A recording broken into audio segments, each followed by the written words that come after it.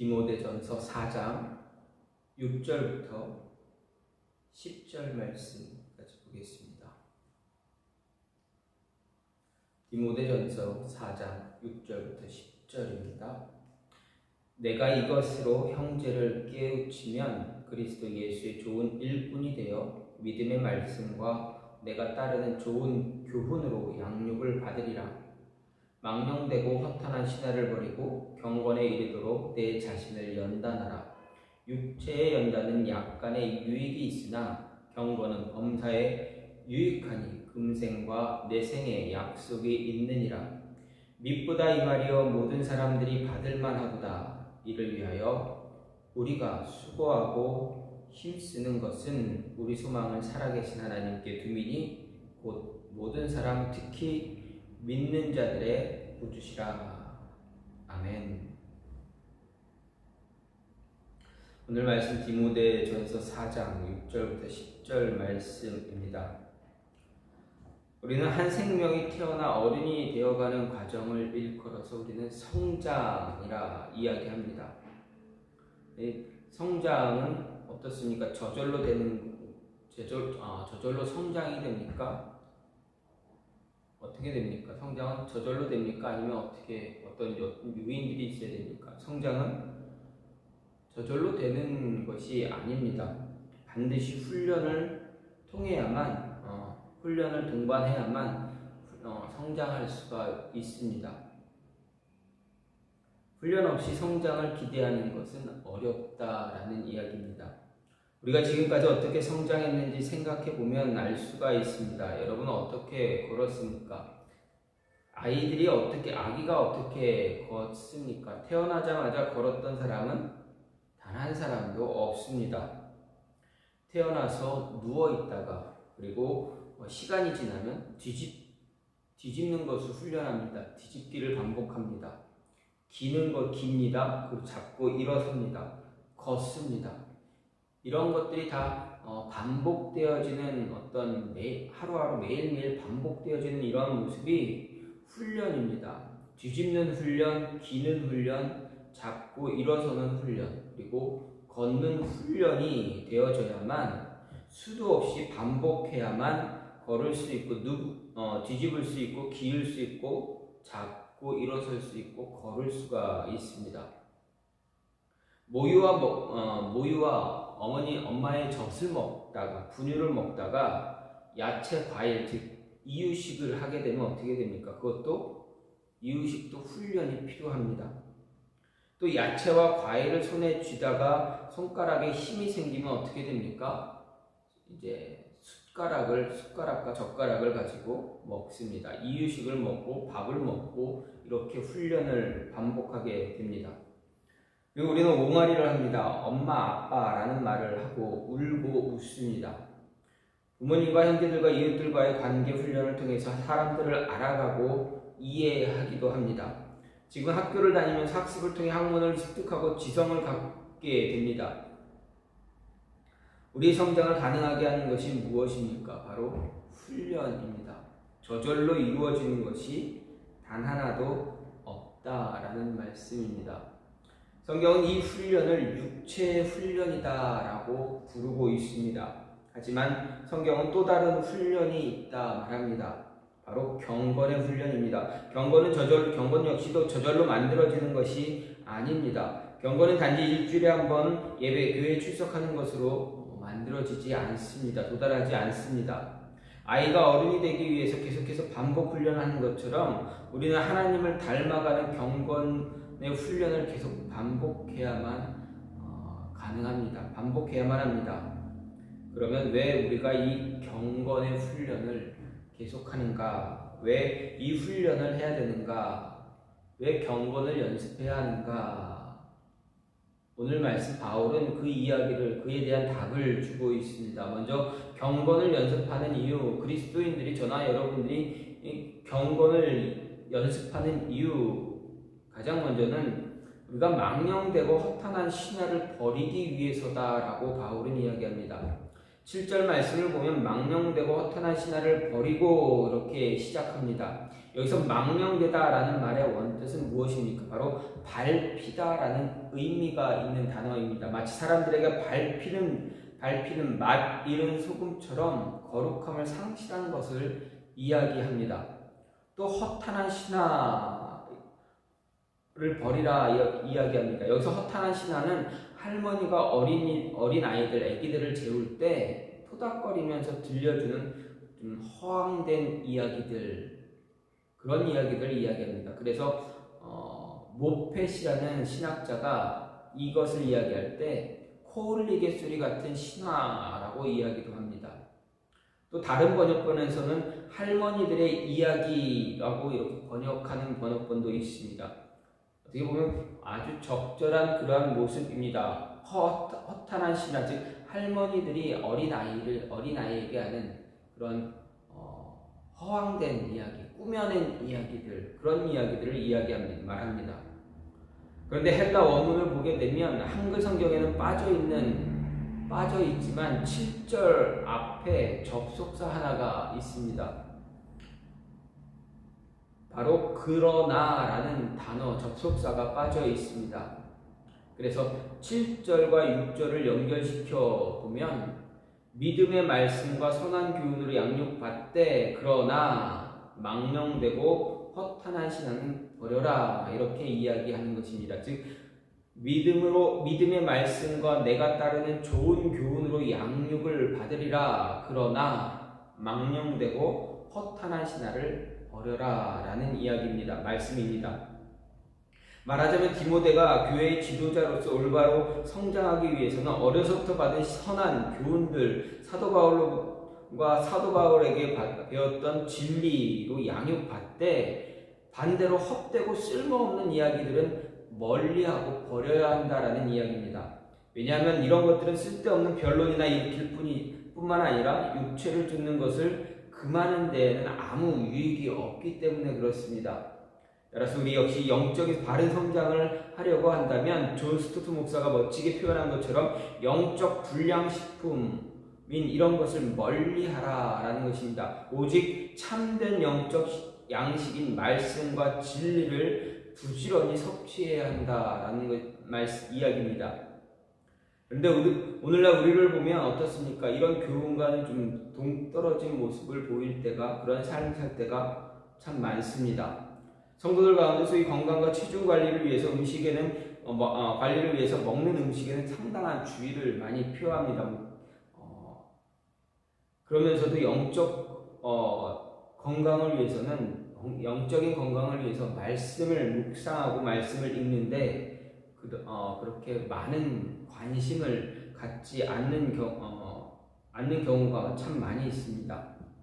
매끼 식사를 할 때마다 칼로리와 영양을 체크하는 데는 대단한 정성을 보이기도 하지만 식사 후 무엇을 읽고 보아야 하는지에 대해서는 무관심할 때가 참 많습니다.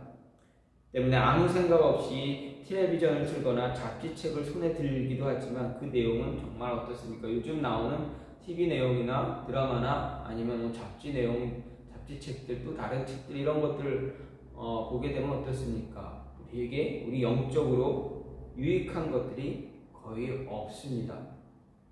우리 몸은 우리가 섭취하는 음식에 정직하게 반응하게 되어 있습니다. 마찬가지로 우리의 영혼도 예외가 아니다라는 말씀입니다. 그렇다면 우리가 매일 망령되고 허탄한 이야기와 같은 것들을 수없이 보고 들을 때 과연 영적으로 올바른 성장을 기대할 수 있는가 생각해 보면 절대 그럴 수 없다는 말씀입니다.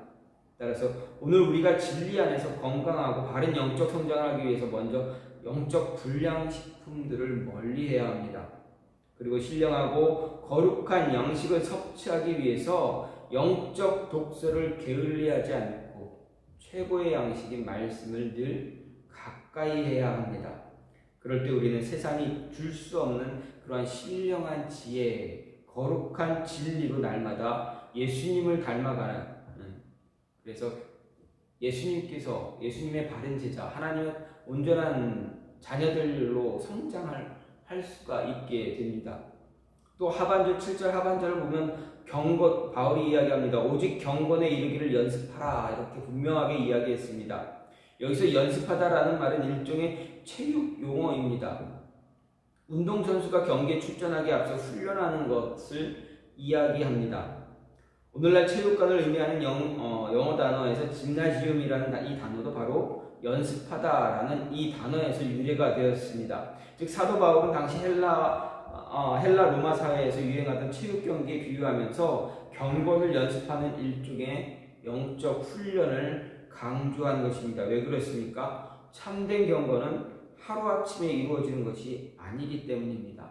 지속적인 훈련을 통해서야만 참된 경건을 얻을 수가 있기 때문입니다.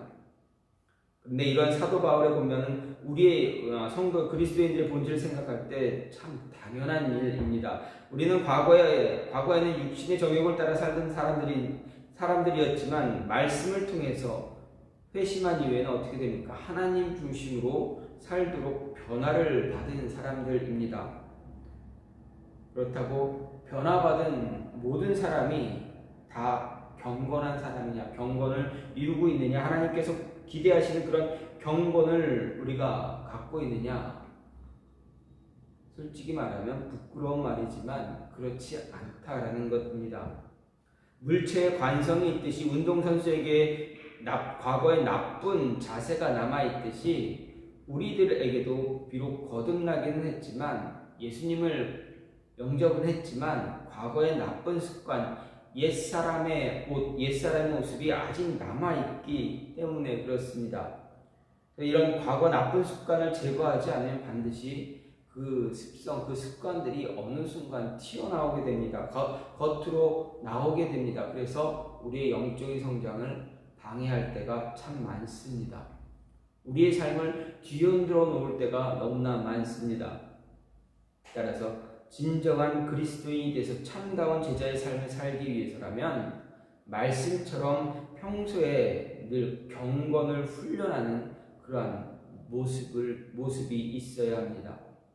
정말 경건을 훈련하기 위해서 치열한 노력을 하지 않으면 우리의 영혼은 결코 하나님이 예수님께서 기대하시는 그러한 경건의 모습에 이를 수가 없게 됩니다. 선수가 선수촌에 들어갔다고 해서 군인이 훈련소에 입대했다고 해서 다 좋은 선수가 되고 좋은 군인이 된다라는 것은 아닙니다.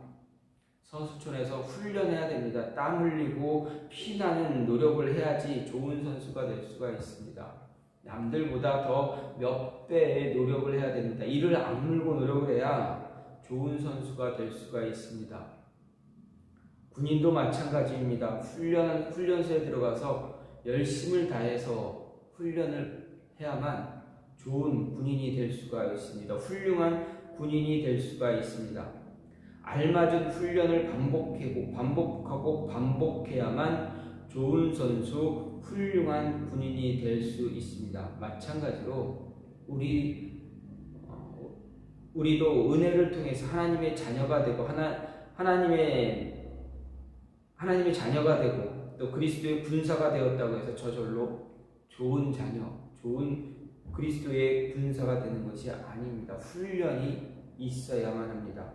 합당한 훈련이 있어야 우리가 연습해야 정말 하나님이 경건에 이르는 그러한 모습, 하나님이 기대하시는 원하시는 그러한 경건한 자의 모습을 가질 수가 있고 또 삶에서 망령된 것을 따라가지 않고 허탄한 신화에서 벗어날 수가 있게 됩니다. 두 번째로 경건을 연습하는 이유는 무엇입니까? 우리의 모든 삶에 유익하기 때문에 바울이 경건을 연습하라 말했습니다.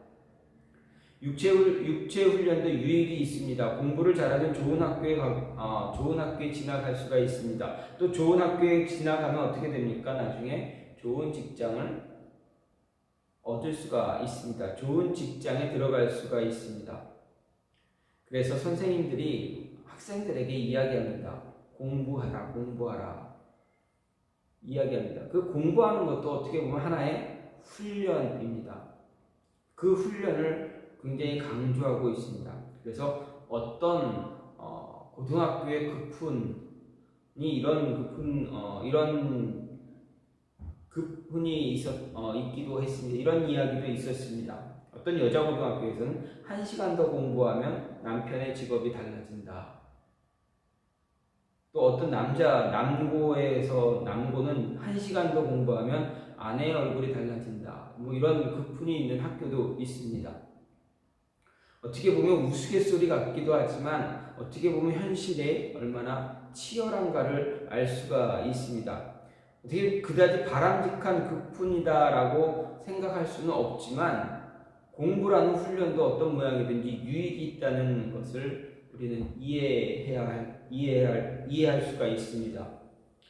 하지만 성경은 육체훈련에 약간의 유익이 있다고 합니다. 이것이 육체훈련에도 약간의 유익이 있는데 이것은 공부를 잘해서 좋은 학교에 들어갔고 좋은 학교에 들어가서 좋은 직장에 들어갑니다. 그런데 이 아무리 좋은 직장이라도 그 직장이 나의 삶을 평생 보장해 주지는 않습니다. 직원이 원하지 않아도 어떻게 됩니까? 회사에서 나가야 하는 그런 상황도 생기게 됩니다. 또 아무리 좋은 직업을 가졌다 해도 그 직업을 평생 할 수 있는 것도 정말 쉽지 않습니다. 굉장히 어렵습니다. 한 가게가 잘 되면 그 가게 주변에 많은 업종의 가게들이 우후죽순처럼 생겨나기도 합니다. 그래서 가게끼리 서로 경쟁을 하기도 합니다. 이처럼 육체의 훈련은 조금의 유익만 있을 뿐입니다. 따라서 우리는 육체의 훈련을 뛰어넘어야 합니다. 성경은 이야기합니다. 육체의 연단은 약간의 유익이 있으나 경건은 범사에 유익하다라고 분명히 이야기합니다. 경건은 세상을 살아가는 모든 일에 유익이 있는 것입니다. 우리는 모든 일에 유익이 있다고 하여 어려움이 전혀 없는 것은 아닙니다. 모든 일에 유익은 있지만 그래도 우리 삶에 어려움도 존재합니다. 경건의 훈련을 한 사람도 어려움을 만나게 됩니다. 힘든 상황들, 힘든 일들을 경험하게 됩니다. 하지만 육체의 훈련을 한 사람과 경건의 훈련을 한 사람 똑같이 어려움 앞에서도 처신하는 방법이 다르게 됩니다. 육체 훈련을 한 사람은 어떻습니까? 세상적인 방법으로 어려움을 해결하려고 합니다. 사람을 찾거나 어떤 도움을 찾으려고 합니다. 세상적인 방법에서 어떤 방법을 찾으려고 애를 씁니다. 하지만 경건의 훈련을 한 사람은 어떻습니까? 세상의 방법, 세상의 가치를 찾는 것이 아니라 하나님의 방법을 찾습니다. 하나님만 바라보고 하나님을 붙잡습니다. 하나님께 기도하고 하나님께 나와서 모든 것 내려놓습니다. 하나님께 어려움을 내려놓고 자신의 멍에를 하나님께 내려놓고 하나님의 방법으로 어려움들을 풀어나가게 됩니다. 경건의 훈련을 한 사람은 어려움 앞에서도 말씀을 붙잡게 됩니다. 그래서 시편 119편 165절 보게 되면 주의 법을 사랑하는 자에게는 큰 평안이 있으니 그들에게 장애물이 없으리이다. 그리고 마가복음 9장 29절 보면 기도 외에는 다른 것으로는 이런 종류가 나갈 수 없다라고 기록했듯이 하나님의 방법대로 하나님을 향해서 하나님께 나와 모든 어려움들을 해결해 나가는 그런 모습을 가지게 됩니다. 경건의 훈련을 한 사람은 어려움 앞에서, 환난 앞에서, 고난 가운데서 결코 주눅들지 않습니다. 훈련을 잘 마친 사람, 이 경건의 훈련을 어떻게 보면 끝났다라고 할 수는 없지만 이 훈련을 계속 반복해서 매일매일의 삶에서 훈련을 반복했던 사람들은 어려움이 앞에 놓이면 놓일수록 어떻습니까? 결코 주눅드는 그런 모습을 갖지 않습니다. 무너지지 않습니다. 무너지지 않을 것 같은 여리고성과 도저히 건널 수 없는 요단 강물이 넘쳐흐르는 어려움이 있어도 경건의 훈련을 한 사람은 결코 두려워하지 않습니다. 여리고성 두렵지 않습니다.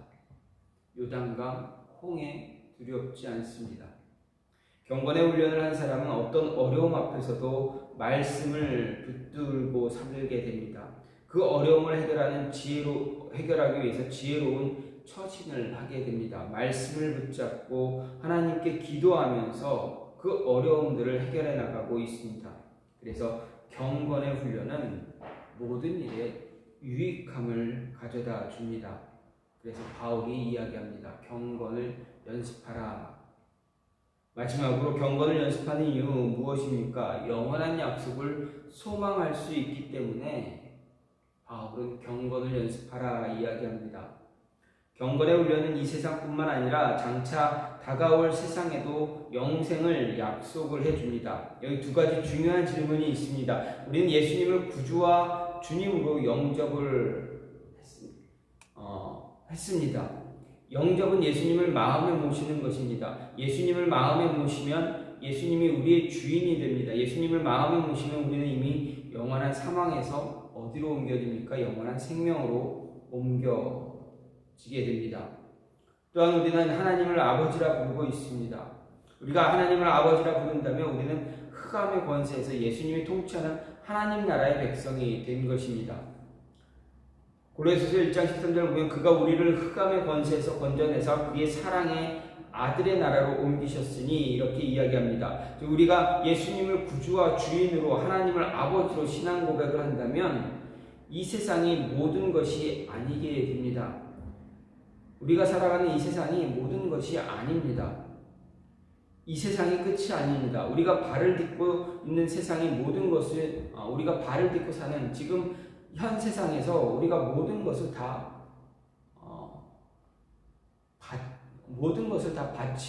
바치는 그런 모습은 갖지 말아야 합니다. 우리에게는 장차 올 세상인 하나님 나라가 있다는 것 우리가 잊지 말고 기억해야 합니다. 하나님 나라의 가치를 걸어야 합니다. 우리의 가치는 어디에 있습니까? 유한한 세상이 아니라 영원한 하나님의 나라입니다. 우리는 100년을 위해서 우리가 100년을 위해서 살겠습니까? 영혼을 위해서 살겠습니까? 우리는 영혼을 위해서 살아야만 합니다. 이것은 세상을 살아가는 우리가 선택해야 할 아주 중요한 질문입니다. 우리가 이것을 누구보다도 잘 알았던 사도 바울은 무엇을 선택합니까? 사도 바울은 이전에 예수님을 만나기 이전에 정말 세상에서 성공한 그러한 사람입니다.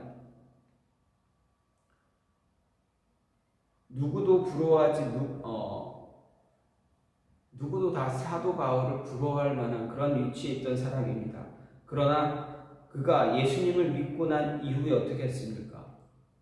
사도 바울은 모든 것을 다 내려놓았습니다. 사람들이 부러워할 만한 모든 것, 그가 세상적인 가치로 성공의 잣대를 놓았을 때, 세상적인 성공의 잣대를 보았을 때 그는 정말 성공한 사람이었지만 예수님을 만난 이후 그는 모든 것을 다 내려놓았습니다. 그리고 고린도후서 4장 18절에서 그가 이렇게 고백합니다. 우리가 주목하는 것은 보이는 것이 아니요 보이지 않는 것이니 보이는 것은 잠깐이요 보이지 않는 것은 영원하다라고 이 고백을 합니다. 즉 보이지 않는 것에 더 집중하고 그것을 선택할 수 있는 모습이 있어야 한다라는 이야기를 한 것입니다. 바울은 보이는 세상이 아닌 보이지 않는 영원한 하나님 나라를 위해서 살기를 원했습니다. 그래서 그렇게 살아갔습니다. 경건의 훈련을 한 사람은 이렇게 영원을 위해서 살아갈 수 있는 사람입니다.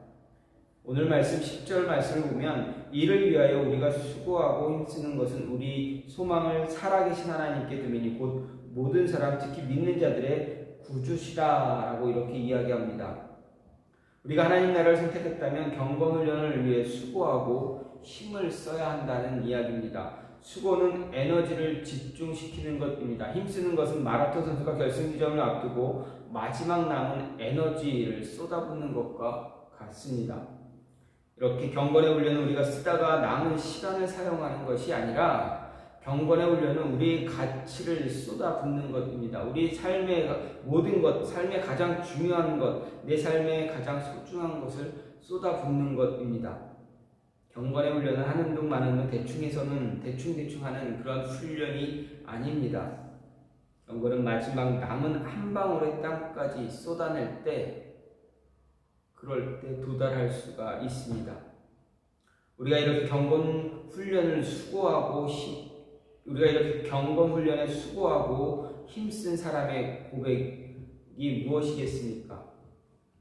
나의 소망은 살아계신 하나님께 있습니다 라는 고백입니다. 우리의 소망은 성적이 아니라 하나님이십니다. 이런 고백을 할 수 있게 만드는 것이 바로 경건입니다.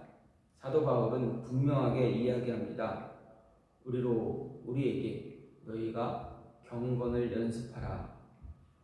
경건을 연습할 때 영원한 소망을 바라볼 수 있다. 하나님의 약속, 하나님이 너희에게 주신 약속, 과거 이스라엘의 조상들에게 주셨던 그 약속, 이스라엘 민족에게 주신 약속, 그리고 우리에게 주신 약속, 그 약속을 통해서 영원한 것을 소망할 수가 있다. 경건을 연습할 때만, 경건을 연습해서 경건한 모습으로 살아갈 때, 그 경건을 이루어 나갈 때 너희가 영원한 것을 소망하며 살아갈 수가 있다 이야기합니다. 여러분은 영원한 것을 소망하고 있습니까? 아니면 지금 살아가는 이 세상에서 잠시 좀 평안한 것, 아니 좀 누리는 것, 그것을 소망하며 살아가고 있습니까? 무엇을 소망하며 살아가는 삶이 되고 있습니까? 바울은 이야기합니다. 분명하게, 저나 여러분에게 분명하게 이야기합니다. 지금 현재의 모습, 현실에서 조금 더 편안한 것, 누리는 것, 이런 거 소망하지 말고 영원한 것을 위해서 너희가 영원한 것을 소망하며 살아가야 된다 말하고 있습니다. 그러기 위해서 경건해야 한다. 하나님 앞에서 경건한 모습을 가져야 한다 이야기합니다. 경건한 모습을 갖기 위해서는 매일매일 매 순간 우리는 훈련해야 합니다. 훈련을 잘 통과해서 하나님이 기뻐하고 예수님이 즐거워하는 그런 모습, 예수님께 기대했던 그 모습이 저와 여러분의 삶에서 나타나길 간절히 소망합니다. 이 시간 같이 기도하고 하는 하나님, 우리가 경건을 하나님의 영원한 나라를 위해서, 우리 영원한 모습을 소망할 수 있게, 영혼을 소망하는 그런 모습으로 살기 위해서 하나님, 우리가 경건한 자 될 수 있도록 그 훈련을 잘 이룰 수 있게 해달라고, 그러기 위해서 망령되고 허탄한 신화를 버리게 해달라고, 모든 우리 삶에 유익한 모습들을 훈련을 통해서 모든 삶의 유익을 얻을 수 있게 해달라고, 이 시간 같이 기도하는 시간 갖겠습니다. 같이 기도합니다.